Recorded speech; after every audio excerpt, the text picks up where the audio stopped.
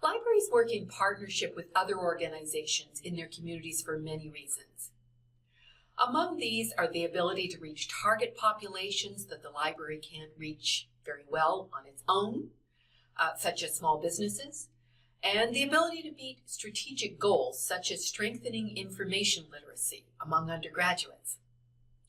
In fact, libraries have many assets to offer in partnership. They are well-run organizations with highly qualified staff. They exist in all sizes of communities, and they have great community spaces, including meeting spaces. They're highly respected by their communities, and they are stable and accountable. They understand information technology and the behaviors of people who interact with information. They have robust collections and digital networks and collaborative relationships with other libraries that extend their collection depth. The right partnerships can have huge benefits for the community, and if the balance between giving and getting is right, they can be sustained over many years. One of the biggest benefits for the library's advocacy is that partner organizations get to know the library better, and they understand the impact and the potential of libraries and librarians. This works at a personal level as well. An academic librarian who is working with a research team is developing potential advocates. So is a school librarian who is on the local United Way campaign team. The partners can advocate for the library without the dark shadow of self-interest in places where the library may not be present and where it needs support. So if your library has partners in your community, whatever that kind of community is, consider them to be, in effect, a potential friends group. By that I mean sustain the personal and professional relationships that strengthen credibility and trust, and make sure they are equipped with the stories and the sound bites that they might use to advocate for your library. Libraries also advocate for their communities through coalitions. In fact, we need coalitions because we are such a small community on our own. Think of issues such as copyright or intellectual freedom. If we work as part of a coalition, we'll be able to punch above our weight. So, for example, the American Library Association has worked with the American Civil Liberties Union in advocacy for intellectual freedom.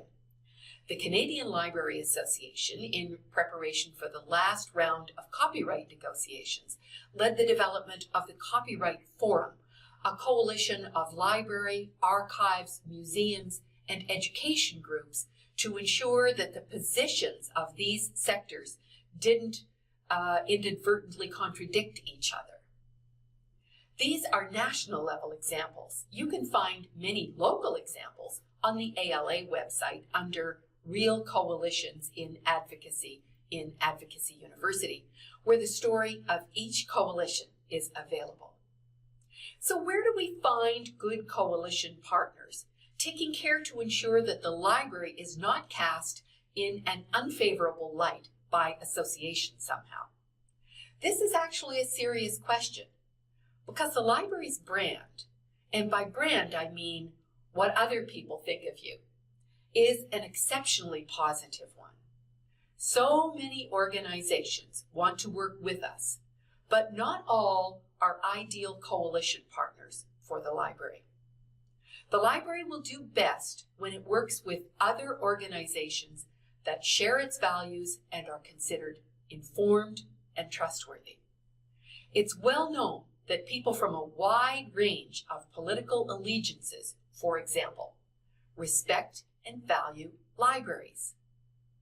In politics, people speak of the importance of having a big tent.